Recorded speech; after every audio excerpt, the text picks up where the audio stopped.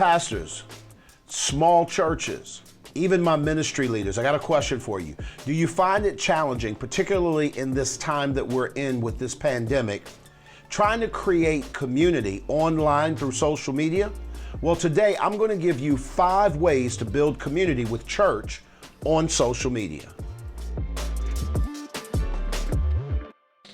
What's going on, everybody? Glenn P. Brooks Jr. I'm an author, I'm a speaker, and I'm a coach. And today I'm going to talk to my churches exclusively for the most part, because I know that you're being really challenged with this idea of trying to create and maintain and even grow community, particularly amid these pandemic times that we're living in. It's going to be like this for a while, guys. That's the sorry, sad truth. And it is really tragic of what's going on in our world. But here's what's even worse. I think that people are beginning to go from social distancing to social disconnecting, and that's something we do not want. The local church obviously has an obligation to reach out, connect, and to really grow people.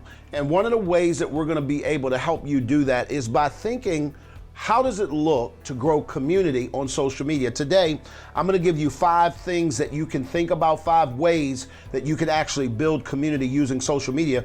And number 1 is something that a lot of people don't like to do. Pastors, I know sometimes this sort of goes against your grain and you really don't want to get into this, but I'm going to tell you, number 1 is necessary, and that is for you to go live and for you to go live often. Here's what I'm going to tell you. Now, I know most of us think when we think live, we're thinking Sunday morning service. That's just a small part of it. There's a lot of engagement that happens on social media from a community building standpoint when people know the behind the scenes. So what would it look like for you to get to church an hour before you go live this coming weekend or whenever that might be? Yes, you're going to go live on Facebook. We get it, because you have to in these times. However, did you think about going live maybe an hour before you actually do on your personal phone from your personal account and saying, hey, this is Pastor so-and-so. Just wanted to let you guys know I'm here at the church. Super excited. The praise team is getting ready. The social media team is getting ready. They're engaging you. The technical people are here, and we're setting up. And although you're not here in the building, we are looking forward to getting with you together online, and we'll see you guys. Click the link below and make sure you join us live for service at such and so time.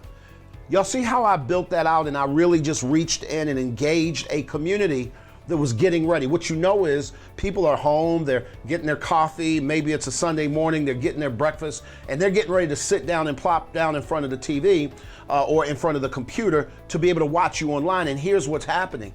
This helps get their pumps primed for that time to get with you from a public standpoint. So I want you guys to begin thinking through, how can I go live and go live often? Again, that Sunday morning is one place. Those 60-second messages from the pastor is another. I want you to think, can I show them behind the scenes? Can I show them quick looks at the different ministries? Maybe the children's ministry is doing something amazing in the community this week. You need to put a live on it. And the more you do that, the more you're going to create community, because people are going to lean in and literally say, no, that's my church, and I can't wait to connect with them at this particular time. Number 2, I want you to think Facebook goes community first. And when I say that, Facebook's algorithm thinks community oriented. Whenever you create a Facebook group, whenever you have a group of people gathering on Facebook together in one of these either private or closed Facebook groups, the algorithm on Facebook always is going to show that more love than any other situation. So the way that would look is, if the church has a page specifically designed for the church, had you ever thought about creating a group page for a specific group within the church?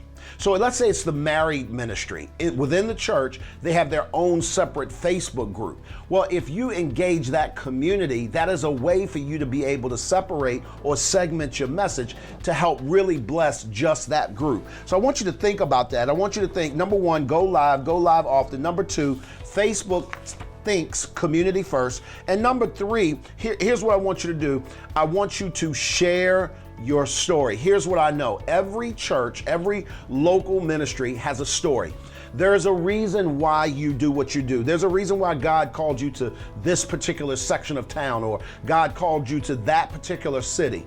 There is a unique story that the church has as to how it came about. What I want you to do as a pastor, as a leader, think through what would it look like for us to tell that story. Because here's what I know about people. Whether they're going to church or they're going to a business, they connect to stories. So if it's not an accident that the president or the CEO of Chick-fil-A will get on and talk about how they grew up, or the things and the adversity they may have come through while bringing you this great product that they have. Y'all see where I'm going with this? If you as a pastor think about the story of the church, the fabric by which it's made up, what will happen is people will begin to connect to your story. Number 4, I want you to begin thinking, can I make whatever I'm doing an event?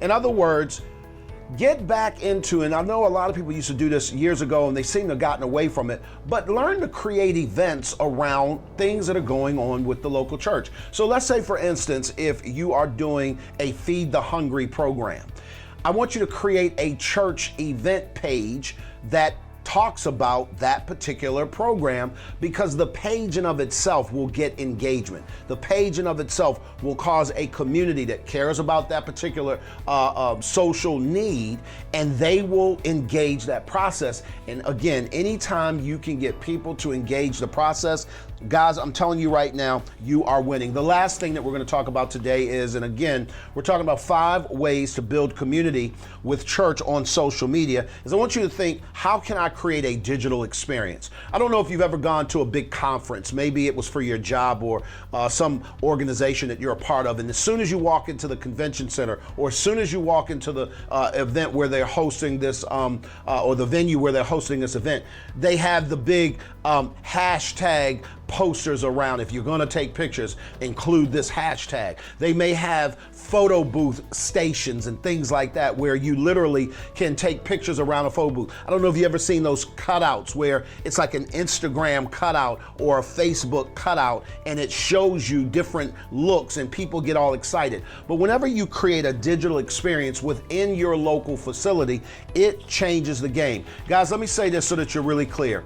We're living in times right now with this COVID-19 pandemic that's really, I think, even long after the pandemic has subsided and we've attacked it and made it go away, I think it's going to leave the mark of, we as a society are going to be moving differently. And here's what I want to tell you. If you think that people were engaging on social media before this, wait till this is over. It's just going to get heightened. You know why? Because it's been something that they've gotten used to. And so that's a good thing. Now, when you get back to normal, you have your regular experience at the local church, and then you have your social media experience, which highlights what you're doing at the local church. I hope this has helped you. Every Wednesday, we drop content like this. Our goal is to help you bootstrap your business and or your ministry. Just little tips, strategies, and ways to kind of hack the system a little bit so that you can get a little bit more engagement for your local ministry or business. I hope this helped. If so, we'll see you back again next time. If you enjoyed this content, do me a favor, subscribe to the channel, click the button, like the page, and ring the bell so that we can give you the notifications every time that we go live or maybe produce one of these videos for you. Because at the end of the day, here's what we know to be true. We all need some help.